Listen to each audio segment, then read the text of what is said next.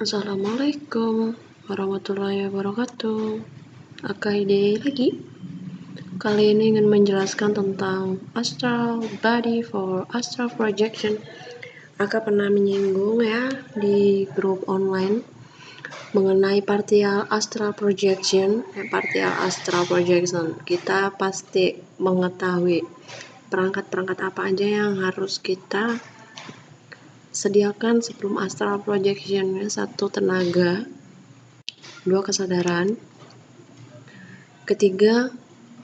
Kita sehat walafiat ya. Kalau nggak sehat sebaiknya jangan, karena astral projection itu sama dengan tamasya.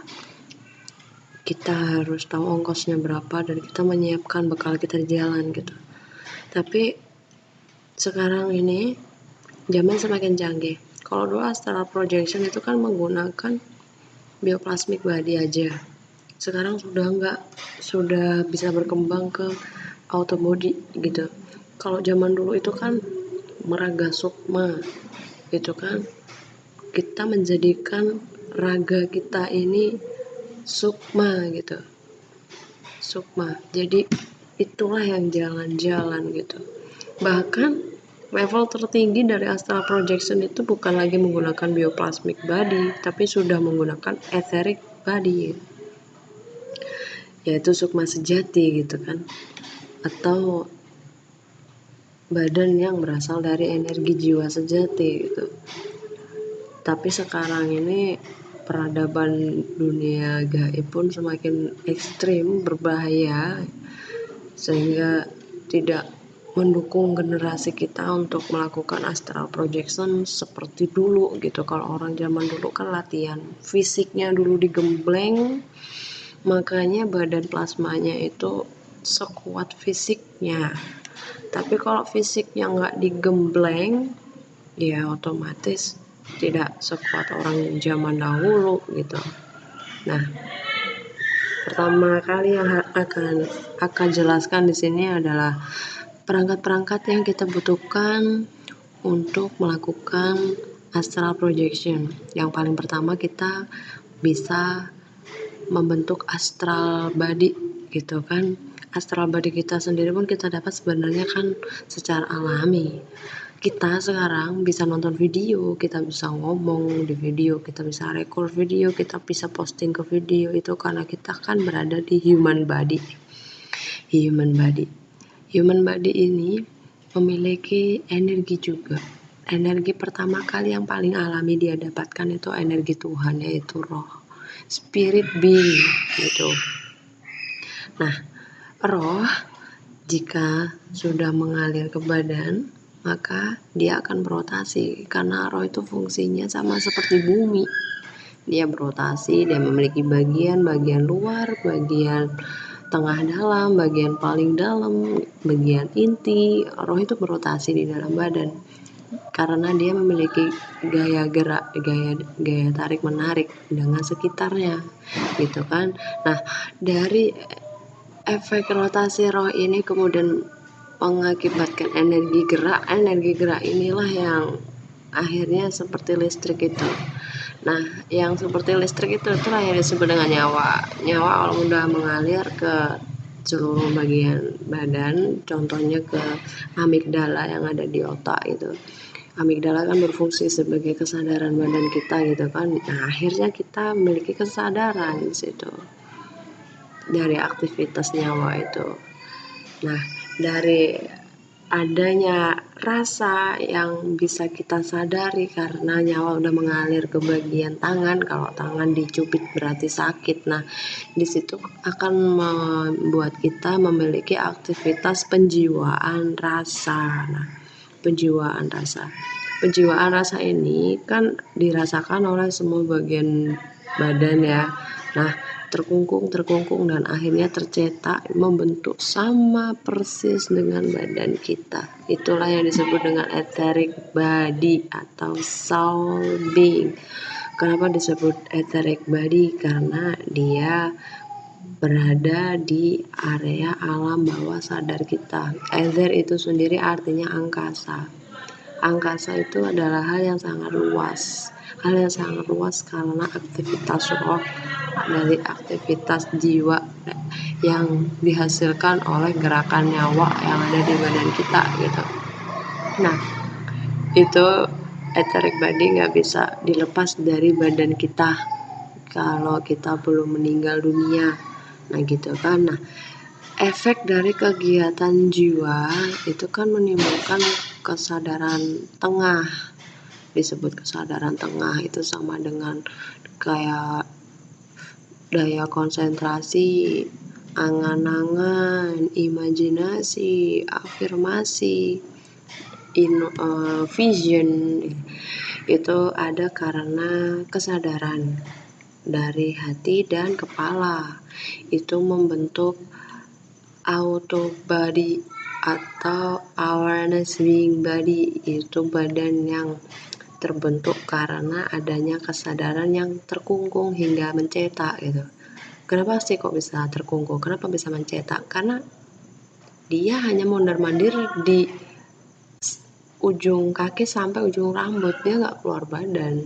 Mondar-mandirnya di situ-situ aja, makanya mencetaklah bentuk seperti badan kita, seperti cloningan kita. Nah, sosok etheric soul itu ukurannya sama dengan badan kita, tapi kalau auto body ini lebih kecil dari kita, dia lebih pipi dan dia bisa bermanipulasi, bisa berkamuflase, bisa dimodifikasi, bisa dia sekecil senar, dia bisa setipis kertas gitu. Nah, sedangkan bioplasmic body ini adalah badan plasma yang terbuat dari energi kita, dari energi nyawa, dari energi jiwa, dari energi human body, karena ada aliran darah yang mengalir ke badan kita dan bersirkulasi di badan kita aja gitu kan. Nah, itu akibatnya akan membuat cetakan seperti badan kita tapi lebih besar. Kenapa lebih besar? Karena dia berupa energi. Dia juga lebih tebal dibandingkan auto body gitu. Namanya bioplasmic body atau energy being body gitu kan. Nah, kalau di dalam mimpi itu biasanya kita menggunakan auto body, tapi kalau astral projection biasanya menggunakan bioplasmic body gitu. Kalau zaman dulu orang-orang sakti itu menggunakan etheric body gitu. Sekarang etheric body itu rata-rata kita gunakan untuk jelajah alam jiwa.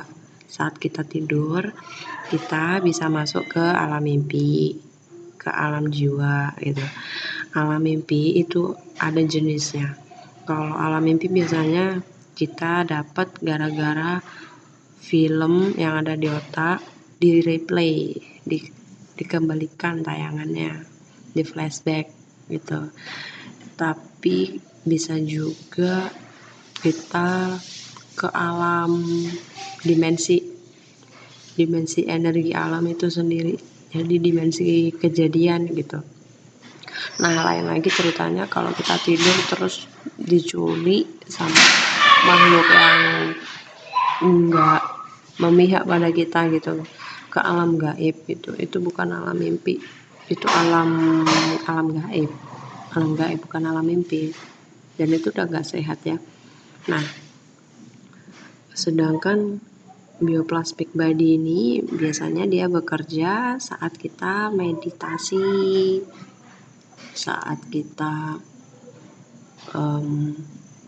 kadang kalau kita pingsan gitu, bisa dia keluar dari badan kita. Nah, jenis-jenis metode AP ada 3 dari yang akan temukan di sini. Yang pertama, membelah kesadaran gitu. Membelah kesadaran ini kita menggunakan auto body atau badan kesadaran gitu kan. Nah, contohnya yang disebut dengan membelah kesadaran. Contoh simpel, waktu kita patah hati diputusin sama pacar, kita duduk di kelas dengerin dosen, tapi angan-angan kita pergi dan bergeraknya tuh mikirin mantan gitu kan. Nah, itu contohnya. Ada lagi kalau misal dosen membahas soal Lemuria gitu, terus kita pengen tahu soal Lemuria gitu kan, astral projection dalam waktu singkat yang efektif itu dengan cara angan-angan kita jalan-jalan ke Lemuria gitu kan.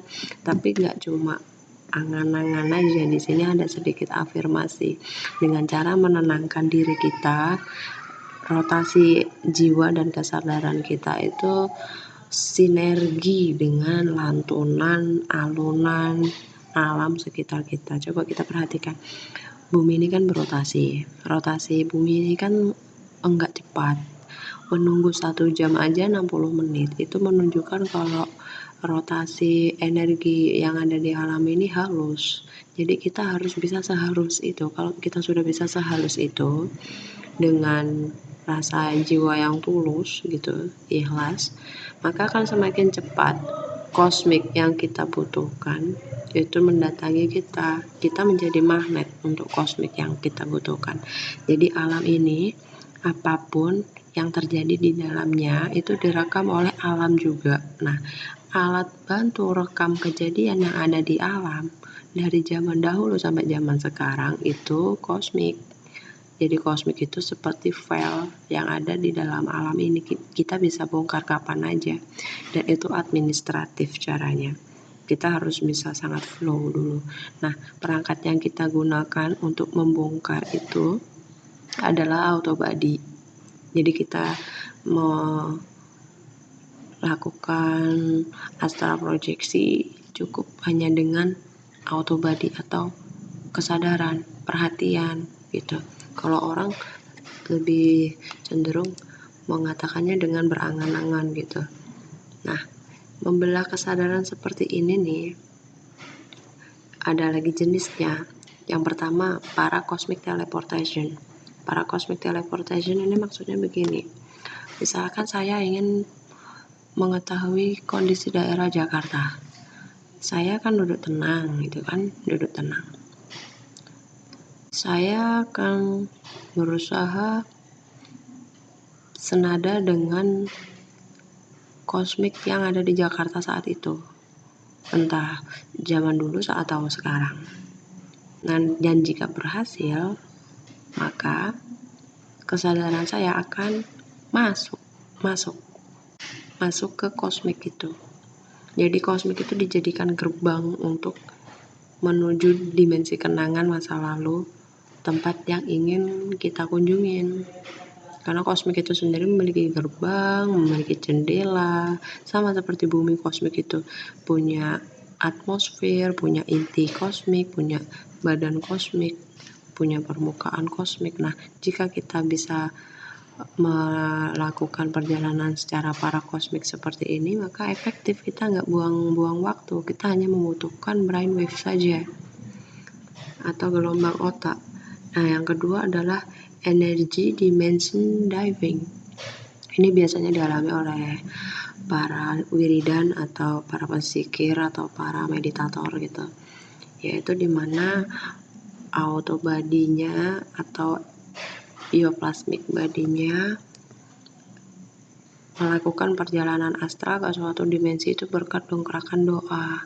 Jadi waktu kita berdoa, energi doa kita tuh terasa di kita menghayatinya dan akhirnya menyatu dengan energi doa yang kita amati atau kita ucapkan. Nah, dengan hati yang tulus maka akan semakin cepat kita masuk ke zona energi itu dan pergi diantar ke dimensi yang kita tuju.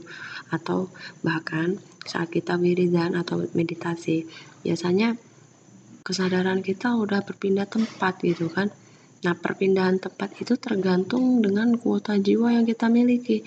Jika tempat yang kita tuju atau tempat yang menuju ke kita, yang menarik energi kita, itu tidak sekuota dengan jiwa kita, ya kita nggak akan nyampe ke sana.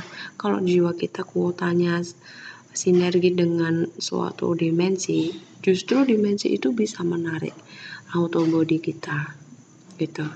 Jarang sekarang bisa nyampe etheric body atau bioplasmic body gitu.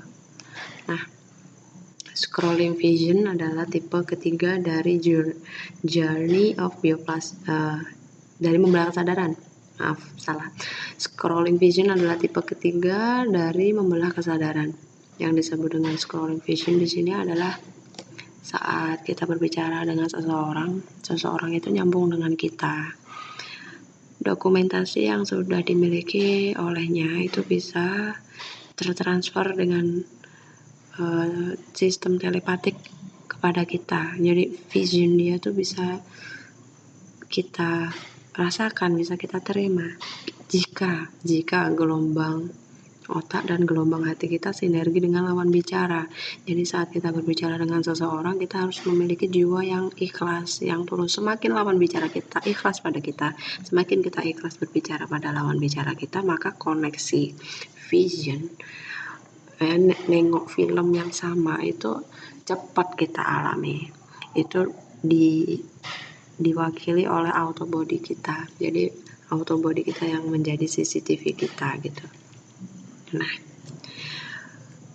lalu tipe kedua ya dari jenis AP, poin besar, journey of bioplasmic body. Nah, berjalan menggunakan badan energi. Inilah yang disebut dengan real astral projection. Jadi menggunakan bioplasmic body gitu. Itu benar-benar jalan-jalan ke suatu dimensi dan kita bisa mengambil benda gaib dari dimensi itu. Karena wujud kita sebagai badan energi, maka energi yang ada di dimensi itu bisa kita konkretkan secara metafisika. Kenapa kok sosok energi being itu lebih besar dibandingkan badan kita? Karena kita ini ibarat seperti MMC ya, MMC yang bisa memuat banyak banget memori dan aplikasi gitu. MMC kan kartunya wujudnya kecil ya, tapi kalau dijabarkan isi-isinya tuh gede-gede. Nah, itu berkat tabungan energi yang dari dulu udah kita lakukan dari kecil gitu. Energi dari kecil yang udah terkungkung di badan kita, tertabung. Nah, itu kalau dilepas, itu sosoknya gede banget tuh. Itulah bioplasmic body, kenapa ukurannya lebih besar daripada awareness gitu. Nah, dalam kondisi mimpi yang bekerja itu kan auto body biasanya. Nah, jika auto body mengalami gangguan atau kondisi bahaya, etheric body secara otomatis akan memanggil bioplasmic body untuk menjemput auto body. Jadi saat energi sudah menyatu dengan kesadaran, nah maka auto bioplasmic body itu bakal ketarik menjadi satu dengan etheric body. Nah, yang akhirnya bisa bangun. Itulah yang terjadi dalam proses ketindihan. Gitu. Sementara etheric body itu nggak bisa dibunuh. Karena kalau ingin membunuh etheric body pasti bakal menghadapi auto body dan bioplasmic body gitu. Jika bioplasmic body itu lemah, ya maka tidak akan bisa kembali ke etheric body. Bioplasmic body nanti akan bercampur dengan auto body menjadi auto bioplasmic body. Nah, itu akan terperangkap di alam lain, di dimensi lain. Makanya sedikit linglung gitu orangnya. Kesadarannya soalnya setengah. Tapi etheric body-nya tetap kembali ke badan, makanya bisa bangun lagi. Bangun tidur linglung, bangun tidur gila kayak gitu. Nah, terus metode yang ketiga dari jenis AP adalah journey of vision energy by auto body ya. Itu melakukan perjalanan dari vision, energi vision menggunakan auto body, menggunakan kesadaran. Jadi kita jalan-jalan itu dengan brainwave atau gelombang hati. Itu yang bekerja auto bioplasmic body, campuran antara auto body dengan bioplasmic body. Otak kita dan hati kita ini memiliki gelombang ya. Gelombang itu jika kita sulut ke suatu objek, contoh kosmik atau orang atau dimensi, sama wujudnya dengan senar. Dan bisa kita putus. Dengan memutuskan senar itu bukan berarti kita mencabut senar itu dari kita sehingga kita nggak memiliki auto body dan bioplasmic body. Enggak. Human body itu fungsinya sama seperti pohon. Auto body, bioplasmic, Body itu sama seperti buah, jadi kita akan tetap bisa menghasilkan buah. Sama seperti ekor cicak, kalau sudah putus maka bisa tumbuh lagi gitu. Jadi nggak masalah.